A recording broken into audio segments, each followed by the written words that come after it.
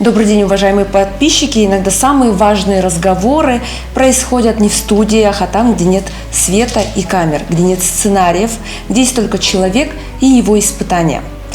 Этот выпуск не про новости, он про смысл, про веру и про боль и надежду. Наш гость – человек, который видел страх и все равно продолжает говорить о милосердии.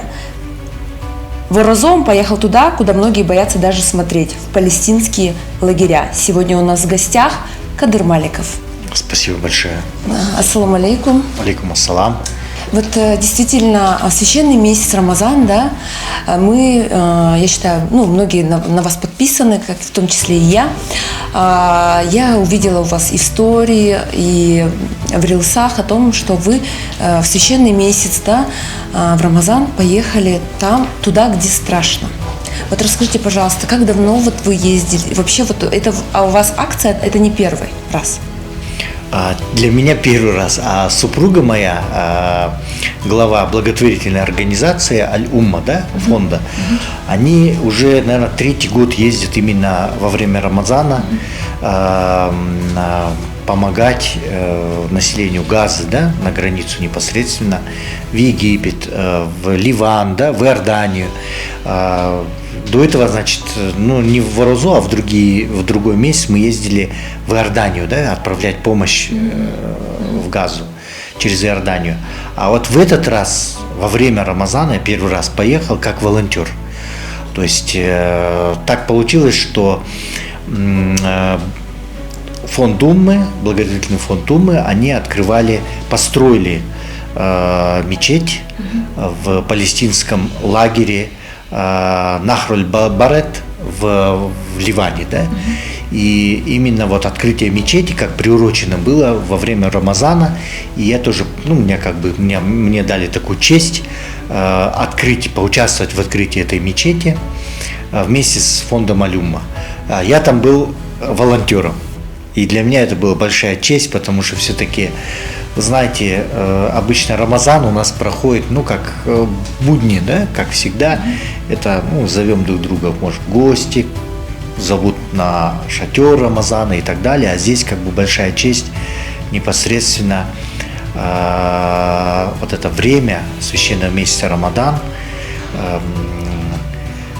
направить именно на помощь тем, которые нуждаются и которые упомянуты в Коране непосредственно, да, это сироты, чьи родители были убиты, допустим, да, это бедные, которые оказались без средств к существованию или потеряли свои дома в ходе бомбежек, допустим, да, то есть стали бедными, да. Это, можно сказать, их называют иногда мазлюмин или мустадафин на арабском, да, то есть, как униженные или несправедливо обиженные, да, вот. Именно те, о которых именно упомянуто, да. И поэтому, конечно, это ради получения определенной награды вахера, да, то есть после смерти. Это очень большая честь, я думаю, это для нас, для меня лично это как бы очень большое такое было, да. Самый, наверное, лучший Рамазан в моей жизни, да. Хотя он проводился там, но там мы ощущали вот такой мир во время войны, да. Именно спокойствие, умиротворенность в сердце почему-то, да. Такого страха не было на самом деле. Хотя так со стороны кажется, что да, война идет, все и так далее. Был риск, конечно, да. И ракеты летали. Вы видели, да, вот как летают дроны, да? Вот расскажите, пожалуйста. Как бы непосредственно, то есть было такое ощущение, да, страха не было, но запах вот этой войны, да. То есть и ракеты, да, видели, и где-то, да, вот беженцы, да, приходили на самом деле, да, то есть вот это вот было, да. Но люди, самое интересное, там оставались спокойными, то есть не было паники. Вот самое интересное. Это может потому, что они привыкли? Привыкли, да. То есть мы сначала полетели в Ливан. В Ливане у нас по программе нужно было оказать помощь для палестинских беженцев, которые нуждаются. Там около, если я не ошибаюсь, 12 или 13, если не ошибаюсь, лагерей палестинских. Да? В каждом лагере до 50 тысяч проживающих, или до 100 тысяч в каждом, ну, вот так вот, да. Очень много, да, то есть они на юге, на севере в основном страны, в центре и на севере страны. Ливан, как вы знаете, это небольшая страна, но с очень-очень, я бы сказал бы, хорошим таким положением, да, это и климат. Это его раньше называли Париж, арабский Париж, потому что там на французском, второй язык французский, арабский, население очень так вот, несмотря на бедность и на это, на ситуацию, очень они как бы очень на высоком культурном, высоких культурных образованность очень хорошая, очень легкая такая вот менталитет, легкий менталитет. То есть вы там себя чувствовали как будто среди своих? Да. Люди улыбаются, очень доброжелательны, да, приветливы, несмотря на... Я заметил, чем больше испытаний в стране, да, в некоторых странах, тем народ простой, он очень так вот доброжелательный, проще, да, очень гостеприимные. То есть там ощущение прям такое, да, вот совсем другое, да, словами не передать. И мы поехали на открытие мечети, потому что Умма взяла, вот супруга моя, Сатарова Ильяна, да, они взяли на себя обязательство построить как бы мечеть, и это была лучшая, наверное, мечеть в этом лагере. Это сейчас в настоящее время самая современная, самая лучшая мечеть, в прямом смысле, да, по оборудованию, по обустройству, там есть и все, как говорится. Радости да. было, наверное, потому что проблема, да, со светом постоянная в Ливане, нехватка, и поэтому все сидят на солнечных батареях. То есть там установлена была такая умная мечеть. Все полностью, и камеры, и ковры новые, и там места не только для молитвы, а именно для образования. Потому что чем отличается... Это вот где вы преподавали как раз-таки свой урок, да? Да. Палестинцы отличаются тем, что они даже в тяжелых условиях они не останавливают обучение. То есть постоянно обучаются, учатся и дети, и в возрасте даже, да, у многих PhD на онлайн обучении, да, дистанционном, в разных странах, в Турции, допустим, и так далее. То есть постоянно идет этот процесс обучения. Они не ищут себе оправданий, да? Вот у нас света нет, у нас этого нет, и мы, значит, это, да? А наоборот. Да. И учитывая то, что у них практически нет прав. То есть они не могут работать, им запрещено работать, им запрещено даже здания строить выше 5 этажей вроде бы, если я не ошибаюсь, да. А территория очень маленькая. Когда вы заезжаете туда, это как вот окруженная она военными, да. И когда вы проходите КПП. То есть мы когда заезжали, нам давали разрешение, ну, как бы сказать, смотрели паспорта, их спецслужбы, потом только на месте КПП проходите, где офицеры смотрят, вооруженные, танк стоит, допустим, да, бронетранспортер, смотрят наши документы, каждого проверяют, заезжаем, паспорта оставляем, выезжаем то же самое, и так постоянно, да. Но уже они привыкли, потому что сами ливанские военнослужащие, они очень добродушны, хорошо к нам относились, да. Вот. Знание языка вам помогло? Да, и знание языка, конечно, это совсем меняет.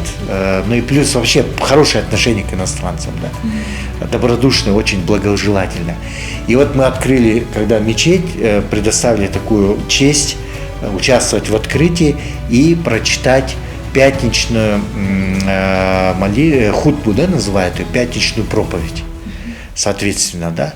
И вот я одел кыргызскую национальную нашу одежду, выступил, я думал так минут 10, а так где-то около 25 минут выступал, соответственно, на арабском пришлось, да, вот, на арабском выступил. После этого они, оказывается, сняли это все, и потом по всем палестинским лагерям рассылка по каналам пошла, да, вот, потому что я там задел такие вопросы о вот расскажите терпении. Коротко вот об этом, да. Да. Ну, смысл и обращение сделал такое, что мы, ваши братья, приехали к вам не только чтобы передать просто гуманитарную помощь, помочь, а в первую очередь, наверное, поддержать вас в ваших испытаниях, и где-то взять, научиться от вас больше. Да? То есть вашему терпению, вашей стойкости, да, можно сказать, вообще в целом в жизни. Вот. То, что сейчас мы живем вот в преддверии таких больших испытаний, да, глобальных изменений, очень сложных, да. То, что мы ожидаем, возможно, помощь от кого-то, но получаем всегда от других, да. Аллах так делает, да, мудрость его. Ну, я имею в виду некоторые арабские страны, что мы называем. Вот. Что, многие вопросы я поднял, как бы такие, которые касаются, может быть, человеческих отношений, да. Вот. Но некоторые прослезились, некоторые были, кто потом после этого обнимал, плакал, как бы даже у мужчин, да, чуть-чуть. Вот. Мы, значит, помогали вот это все, помощь уже когда раздали, уже к концу, и вдруг начинается война. То есть я имею в виду Соединенные Штаты с Израилем. Атаковали. Вы как раз были в то время там. Да, нападают на Иран, а соответственно Ливан, у него специфика такая, что юг весь Ливана это в основном как бы шиитские ополчения, Хизбулла их называют, да, вот они там. А север, где мы были, там чисто палестинские лагеря, соответственно, сунниты, то есть мы были среди суннитов. И застав войну, то есть мы не могли так бросить просто, да, потому что сразу в первый-второй день с включением Хизбуллы в этот процесс, в военные действия, начались ракетные обстрелы, атаки со стороны уже Израиля, юга Ливана и Бейрута. Называется Дахья Джанубия, да? То есть Дахья это район, да, в Бейруте. То есть удары около аэропорта, соответственно, они поставили ультиматум, чтобы освободили вот эту вот как буферную зону, создать, чтобы ливанцы покинули определенные районы юга, да? Это в первый же день войны около 100 тысяч беженцев должны были переместиться на север. А расстояние примерно, если вот с севера ехать до юга, это где-то 2 часа. Представляете? У них это заняло около 18 часов беженцев. И мы же не можем же вот так вот уехать, потому что, во-первых, небо закрыли, потому что удары начались, да.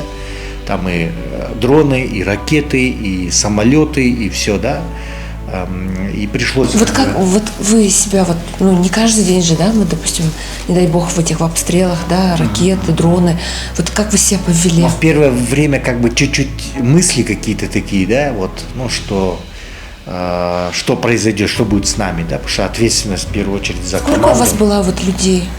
Нас, сейчас, нас 8 человек, да, 7 человек, 7 человек, да. В том числе и супруга ваша? Да, конечно, да. И ребята там, переживания, во-первых, ответственность за них, да. Но нам тоже объяснили, что мы находимся как бы на севере, это более безопасно, потому что в основном сейчас будут идти с юга на север все. Вот. Первое время, человек ко всему привыкает, да, как бы. И мы уже не думали об этом, мы больше думали чисто организационный момент, как нам правильно помочь, что больше сделать уже только палестинцев, а в лагере их 50 тысяч, да. А для тех, кто двигается в этот лагерь с юга, около 100 тысяч, да, в первый день. Сейчас до 1 миллиона доходит внутри, да, переселенцев. И вот представьте, мы начинаем собирать, уже организовывать, да, там в первую очередь это горячее питание, хлеб, матрасы, да, одеяло. Самое для нас... Все с собой привезли? Нет, там же, все, да, это все. Вот так. И для меня лично, наверное, самое большое удивление, что во время во-первых, это удары начались, вся война на Ближнем Востоке во время священного месяца Рамадан, да. И били, оказывается, по определенным политическим, военным деятелям, да, по семьям. Они даже не постеснялись сделать это священный месяц. Да, но самое страшное, то, что удары шли дронами и так далее рядом палестинские лагеря. Вот буквально мы были там, потом возвратились, в следующий день узнаем, что, оказывается, дрон ударил по семье где спали, да, то есть вся семья полностью, да. Умерли. Да, с детьми, с женщинами, по репортерам, по скорой помощи стреляют, да, ракетами.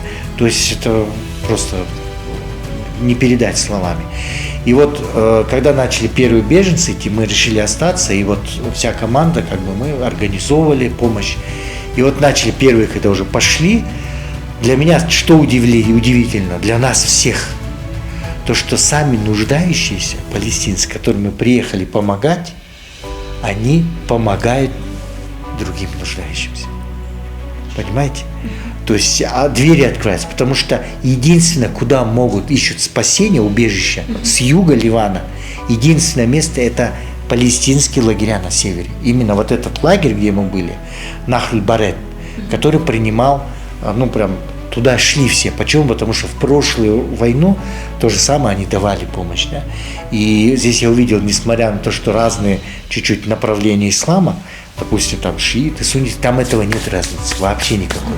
Все едины. Все едины. Одна умма, да, называется.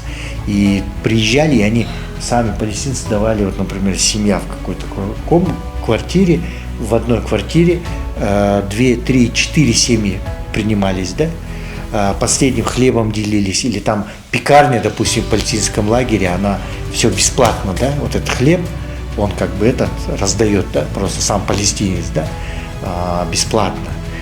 Кто что может, кто выходит на улицу, они прям на улицах останавливались в машинах, подходили, у вас есть, нашли, нет дом, если что, ко мне идите, да, вот такое, да, шло.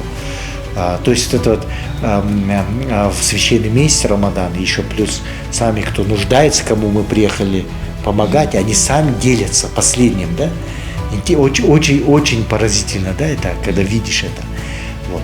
И многие, кто приезжал, они потом рассказывали, как это происходило, да, то есть эти удары, что они, кто в чем мог. Один вот мы брали интервью, я переводил, да, как бы для интервью, потому что это свидетели, можно сказать, преступлений военных, да. Вот он рассказывает, говорит, мы сами с семьей, я спал, вот рядом мой сосед, говорит, да, как начались удары, настолько сильные удары, говорит, что дети кричат, плачут, истерика. И говорит, мой сосед, которого мы знали, друг к другу ходили, как родственники, да, полностью вся семья там осталась, да, погреблена под завалами. Ракета туда попала, говорит. И вот он плачет, да, мужчина здоровый такой, это дети маленькие, потом женщины, мужчины остались воевать, часть, кто-то оказывает сопротивление, а остальные все дети, жены, все они вот хлынули, да, буквально. И вот длительное время мы, находясь там, оказывая какую-то помощь, мы увидели очень интересный момент, то что такое ощущение, и сами даже палестинцы говорят, и ливанцы, то что они будут делать по плану то, что они хотят землю взять, раз. Второе, они хотят сделать подобно палестинскому в Газе, анклав, да, потому что для нас удивительно было то, что Сирия закрыла границы. И Сирия поддержала официальные власти действия, допустим, направленные против, да, и в поддержку Соединенных Штатов и Израиля. Для меня очень это удивительно. Ну, хотя, что удивляться, да, вот, как бы, его там шутят даже некоторые палестинцы, они говорят, называют вот президента действующего, не шейх раньше его называли, а называют мистер уже Шара, да, то есть, раньше он вроде бы, да, вот он был вроде бы в ИГИЛ, потом Аль-Каида, там борода вот такая, все, а сейчас все полностью галстук, что он был изначально их человеком, да. То есть это слова палестинцев, да, которые говорят, как можно так, да, такое предательство, да. И все закрыто, и нам пришлось эвакуироваться уже через море, да. Пароходом, да. Ну и то не пассажирским, а грузовым. Там были иностранцы, тоже оказались там канадцы, европейцы, все там, последний рейс, можно сказать. Я не знаю, сейчас ходит, нет, потому что уже все было закрыто.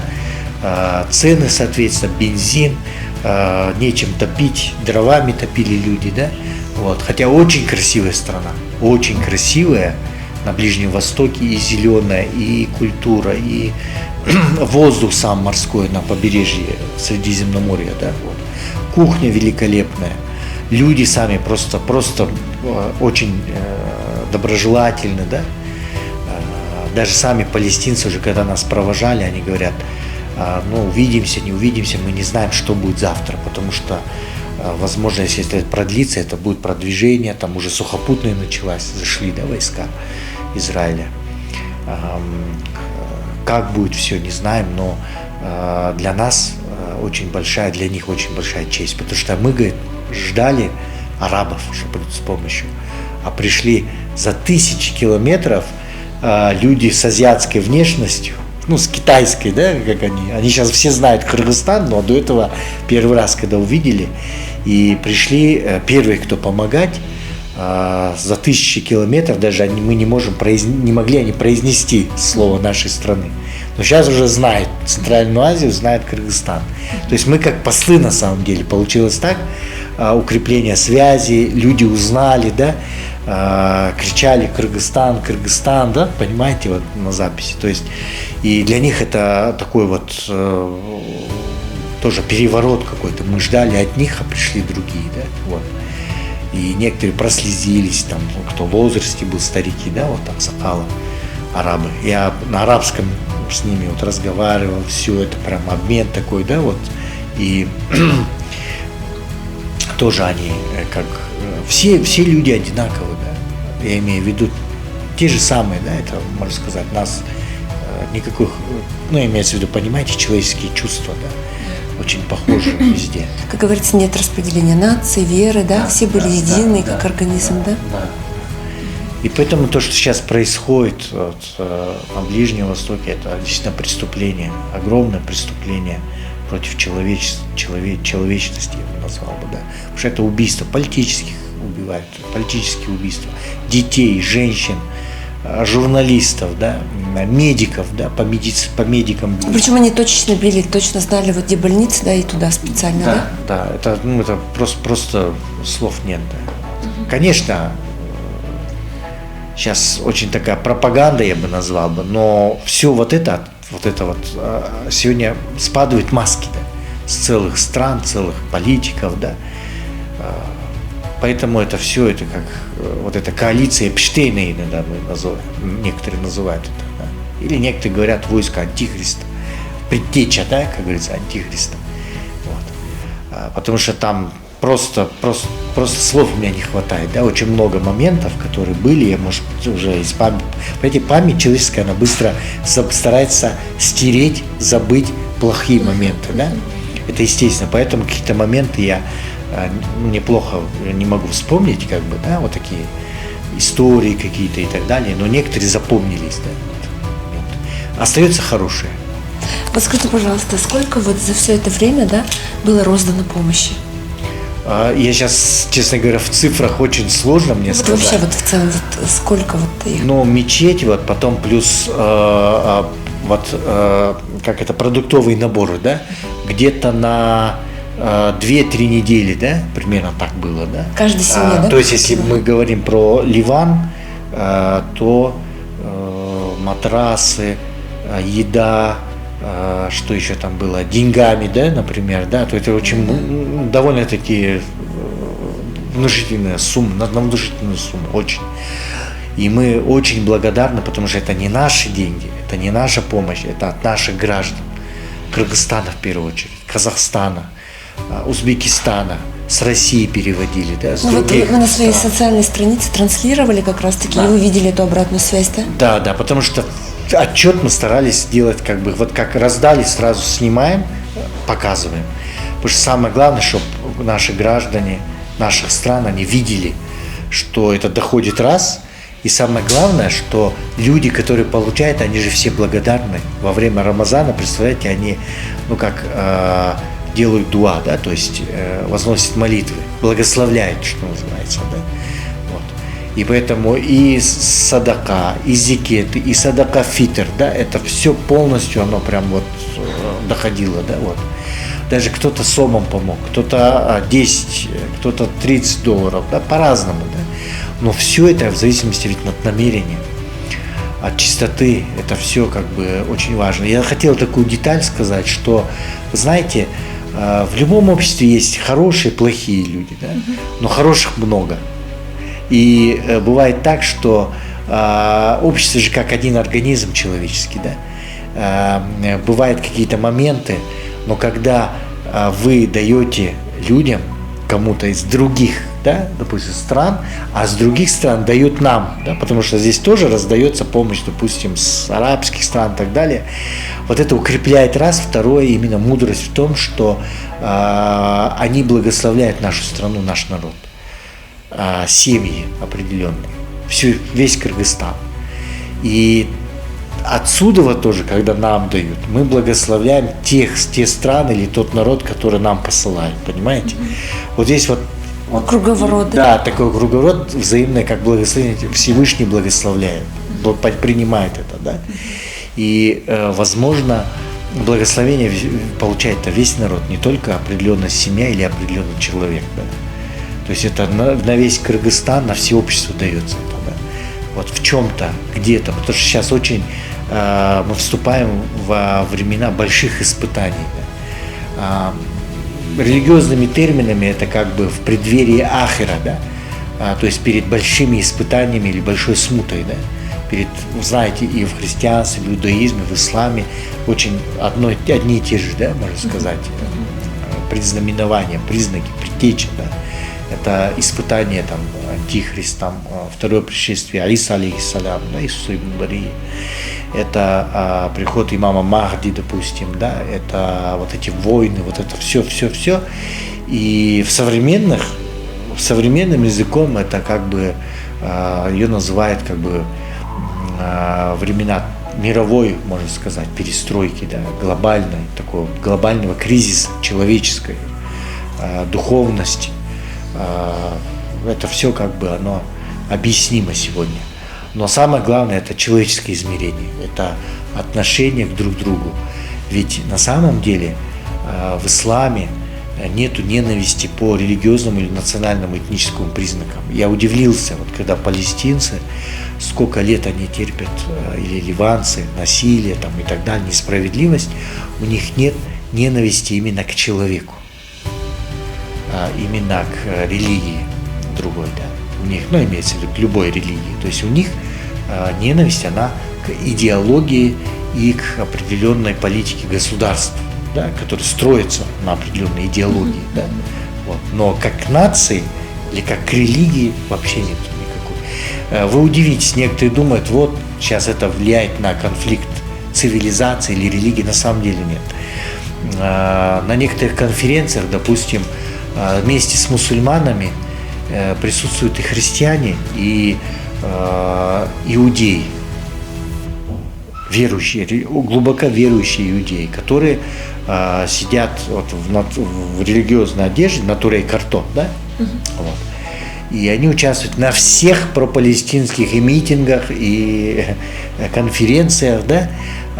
И они выступают против вот определенной фашистующей идеологии, да? Называя это, что это идеология против иудаизма, против народа еврейского, да? Понимаете? Вот. То есть здесь мы видим, что нормальные, думающие, высокодуховные, да, люди, независимо от нации, просто те, у кого осталось вот это понятие справедливости, человечности, да, они понимают, где есть добро, где есть зло, да, и они стоят на определенных позициях. Понимаете? Вот в этом плане как бы это необходимо подчеркнуть. Вот вы когда вот приехали, волонтерством занимались, помогали людям, да? У вас, наверное, было такое духовное очищение, да? Очень сильное. Вы знаете, это мой лучший Рамазан, да? Потому что мне было чуть-чуть не совсем уже понятно, да, или как бы видеть со стороны, потому что когда мы сами это делаем, это не видно нас со стороны. Но когда там ты находишься и смотришь соцсети Кыргызстана во время Рамазана, это совсем другое, потому что у нас в основном картинки все показывают как бы еду, как они кушают, да, очень хорошие блюда в ресторанах, да, как бы проведения вот Рамазана, да? И ты понимаешь, что, оказывается, это совсем другой Рамазан, да? Тот, который мы Рамазан провели, он был самым лучшим. Хотя мы, может быть, да, мы кушали и хорошо тоже, и иногда хватало просто финик поесть, вместе с народом простую вот такую порцию простой еды с сиротами покушать, да?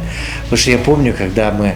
Это, наверное, лучшая еда, чем сидеть в Мишленах, да? Да. Это лучшая еда, потому что ты сидишь с простым народом, с покалеченными, с ранеными, да, или с детьми-сиротами, кушаешь вместе с ними, разговариваешь, да, раздаешь им. То есть мы не садились сразу, мы сначала их кормили, потом уже, когда они уже чуть-чуть уже поели, уже мы оставляли себе вот эту порции, такие же.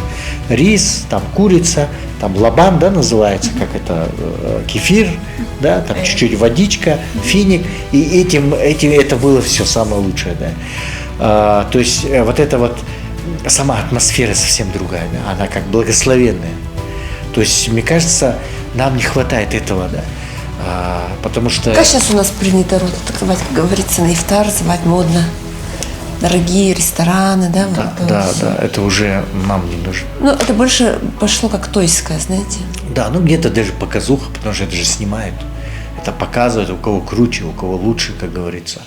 Раньше был такой момент, у меня вот супруга, она начала, да, проект такой раньше, уже он уже 10 лет, да, если я не ошибаюсь, проект «Шатер Рамазана» начала. Да. Из-за чего это началось? Помимо того, что мы увидели возможность призвать туда именно слои населения, разных представителей, там мы даже православные участвовали, разные конфессии и так далее. Но основная тема, из-за чего началось, это то, что меня самого как тоже приглашали на шатер Рамазана, ну, как бы на ифтар, озачар, да. И один раз, уже когда мы начали свой шатер Рамазана, мы попали на шатер Рамадана и увидели, что на озачар просто, где столы буквально ломились, как будто на свадьбе, да, то есть конина, чучу, козы, карта, там, чего только не было, курица, там, рыба, и среди приглашенных были только ну, такие как бы состоятельные в основном люди. Чиновники. Там чиновники, политические деятели, духовенство, бизнесмены, да, там ни одного не было нуждающимся. Потом эта же организация, она помогла нам организовать тоже шатер Рамазана, ну, как бы, как садака, да, но закуплено было, например, лепешки, там даже один салатик был, плов, там мясо почти это, да, и лимонад там буратино, да, или дюшес, в таких этих мягких, как его, такое... Пластиковые. Да, и все, да, вроде бы, да. Вот я тогда понял, да, оказывается, вот разница, да, оказывается, такая. И это реалии, сегодняшние реалии нашего общества. И поэтому там я по-другому почувствовал, совсем другой Рамазан. Потому что после того, как мы отплыли в Мерсин, 12 часов по морю, и не могли еще часов 8 пристать к турецкому берегу из-за непогоды, вот этих волн, да? Сильный ветер, сильные волны. После того, как вышли оттуда, доехали до аэропорта, 2 часа поездки. Потом с Мерсина уже с аэропорта до Стамбула. Со Стамбула пересаживаемся в Шарм-эль-Шейх. В Шарм-эль-Шейх летим, а там, ну, полно беженцев с Израиля, кто от войны бежит. Прямо они в одеждах, там, религиозных и так далее. Они летят с Шарм-эль-Шейха в Каир, с Каира в европейские страны. Да? Мы увидели сами, как бегут, да, буквально, уезжают, да, тоже беженцы. Потом, значит, долетели в Каире, мы, значит, останавливаемся, едем в сторону, вот, тоже палестинские лагеря, там были, они расселенные, не лагеря, а расселенные.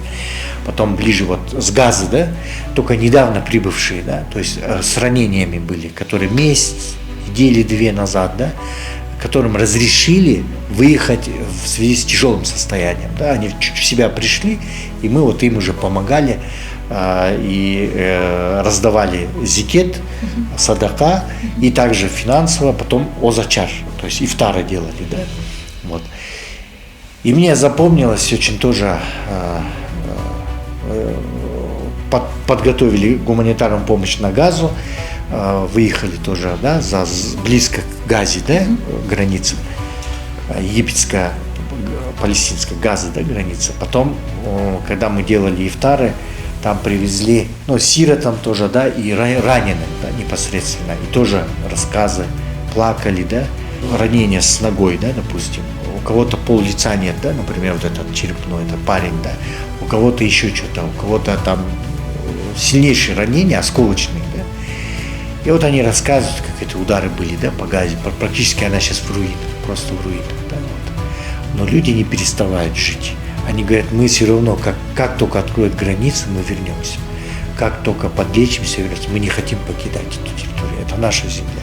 Она пропитана кровью, нашей кровью, наших детей, наших отцов, и мы ее не отдадим. Да. Вот. Представляете, там клочок земли 30 километров всего в ширину. Нет, я ошибаюсь, там сколько, даже меньше, да? Надо посмотреть, уточнить, да, сколько в ширину и в длину, да, очень мало. То есть за это люди, они, почему же они понимают значимость этой земли. Самое интересное, то, что вся земля, она упомянута и в Библии, и в Коране, да, и она упомянута и в хадисах, и она упомянута, Палестина, как благословенная территория земли. Именно благословенная, но она полностью пропитана кровью, полностью, да, вся. Вот. Потому что там начнутся именно великие события. Там и начались, и там туда и вернется, да, все. Да. То есть вплоть до начала судного дня, первого, да, воскрешения, вернее, там начнется. Там начнутся все события, да, там действительно небесный храм находится, небесная мечеть над мечетью Аль-Акса, да, вот. То есть просто вот этот Шам, территория, где мы были, она как бы считается упомянута в хадисах, да, пророка. Шам, то есть это Сирия, Иордания, Ливан, Палестина, да, именно эта земля. Там чувствуется там другое вот ощущение все, да, вот. То есть это все пророки там были, да, вот там было и Вознесение, и действительно там сегодня развивается причиной сейчас, что происходит в мире, во всем, да, и даже война, агрессия Соединенных Штатов и Израиля на Иран, она связана именно не просто так, она связана с Палестиной. Не просто так это агрессия. Ну, некоторые говорят нефть. Нет. Деньги. Зачастую мы очень часто привыкли рассуждать, ну, как бы, так, со стороны на позициях материализма, да. То есть основная причина — борьба за энергоресурсы, за там перераспределение там и так далее, переформатирование. А вы считаете? Но на самом деле есть еще другая духовная сторона, и она играет очень большую, религиозную сторону, идеологическая. Просто посмотрите, сейчас это уже выходит, раньше это было скрыто, но сейчас это открыто уже, да, выступление администрации сейчас, вот кто вокруг Трампа самого, да, тот же Малебин, да, допустим, в овальном зале, что министр войны что говорит, да, о третьем храме, да, о пришествии, допустим, то, что говорят в Кнессете, допустим, израильском, да, то, что говорит сам Беньямин Нетаньяху, премьер-министр, это все уже проскальзывает, что выходит, да. Некоторые раньше называли это теорией заговора, не веря. Но после публикации списка Эпштейна, когда там связана вся элита, да, мировая, о проведении ритуальных жертвоприношений, о проведении, допустим, определенных, ну, понимаете, действий, да, связанных с Баалом, да, то есть с идолом, использование кисвы, которые вешают на Каабу с аятами Корана для определенных ритуальных, да, действий, ну, как бы блажеми, да, то, что называется, богохульных действий, или, допустим, христианских святынь каких-то, да. То есть это все указывает на определенные, да, моменты. Сегодня у нас как бы все это невозможно скрыть уже, да, это все просто вылазит, все. Именно вот эти моменты, связанные с религиозной составляющей, именно с эсхатологией, иудаизма, христианства, ислама. С эсхатологией именно то, что будет и кого они ждут, кого ожидается, да, вот.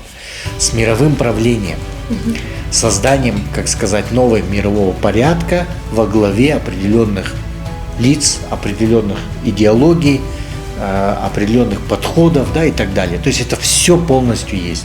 А почему бы всем И представляете, ужас какой. миром мусульманским собраться, да, или вето, я не знаю, вот что-то нужно такое делать, почему Потому что мировое кто имеет сообщество деньги, молчит? тот и диктует. Потому что все мы существуем, ну, организация Исламской конференции там, и другие, да, мусульманские, ВЛАГ, Лига арабских государств, они основные члены этого, да, кто участвует в этом, да, вот. И мы увидели такие вещи, да, и услышали такое, да, и в Ливане, и непосредственно от участников, от свидетелей, да. Мы это не можем писать, не можем фотографировать, но это... Ну, об этом знают. Да, это работа, как говорится, Международного уголовного суда уже, да, по привлечению к уголовной ответственности за военные преступления, да.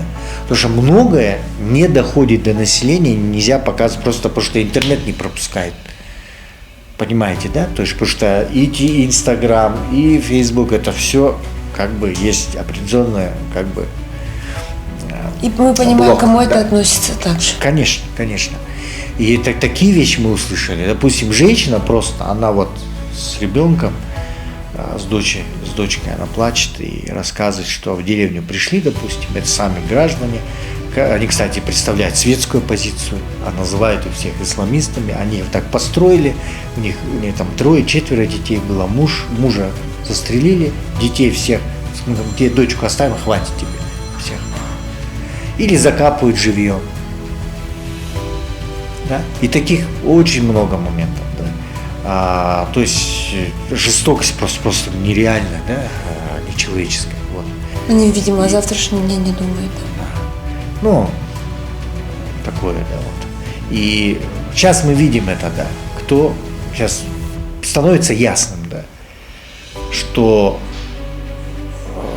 даже простой, адекватный человек, он видит, что есть справедливо, что несправедливо, что черное, что белое, и постепенно, да, оно вот как бы начинает, да, уже, если он критически мыслит, если он сравнивает материалы, да, если он думает, да, вот. То есть уже становится кто, как, что поддерживает, где на самом деле, да, вот. Потому что сами, вот, допустим, ливанцы, палестинцы, те, кто простое население, ее называют арабская улица. Даже в Судане, да, Харапаэль говорят, да, они уже начинают понимать и видеть. Когда приходит гуманитарка от некоторых стран, они ее не берут. От тех же стран, кто поддерживает вот этот вот войну, да, или то, что они не берут. Они разбрасывают, выкидывают это все.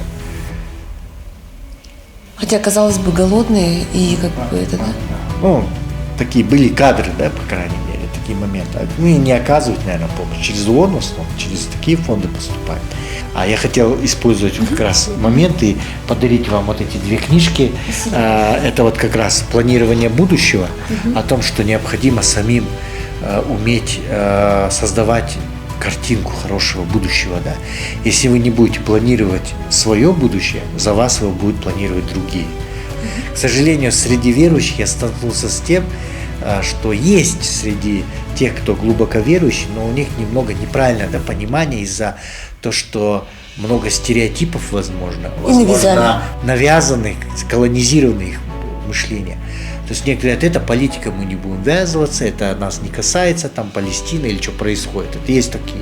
Есть другие, кто говорят, это вот Иран, это шииты, а эти сунниты, а эти такие, а эти сяки, это не наша, как говорится, так им и надо. Потому что им навязали стереотип. Представляете, это то есть настолько, что манипуляция, да, извне идет, да, вот. Разные очень такие, но, к сожалению, мы сталкиваемся с очень низким уровнем интеллектуального мышления, отсутствием критического мышления. Понимаете? А вторая – это роль Палестины в эпоху перемен. Это говорится о сегодняшнем. Вот сейчас что идет, она полностью раскрывает эти кадры, да. То есть раскрывает суть. Здесь все документы, да, реально, как это все начиналось, какие существуют течения, и почему, например, какие элиты, да, и так далее, и за что идет война на самом деле. Спасибо большое. Да, Для меня это большое. большая Да. честь. Я почитаю обязательно. И в целом репортер KG вас Да. благодарит. Я думаю, это будет очень полезное, нужное вообще и знание. Сейчас это самое главное, что это знание. Быть, вот вы сами как сказали, да, в Палестине, казалось бы, да, люди, не имея каких-то базовых, да, элементарных условий, но что у них есть? Огромное желание учиться. И вера. И вера. Вера и надежда. Да. Вера и надежда. И вот действительно для меня сегодня такое интервью было, знаете, очень такое глубокое. Вам огромное спасибо. Спасибо вам. А мы вас всегда рады видеть в нашей студии. Для вас всегда двери наши открыты. Потому что с вами поговорить о таком, это вот действительно очень и интересно, и познавательно, и действительно нужно верить источникам официальным, как говорится, которые действительно знают, о чем говорят. Спасибо вам большое. Наше. А вы, уважаемые читатели, наши подписчики, оставайтесь на нашем канале, YouTube-канале. Вас ждет очень многого интересного.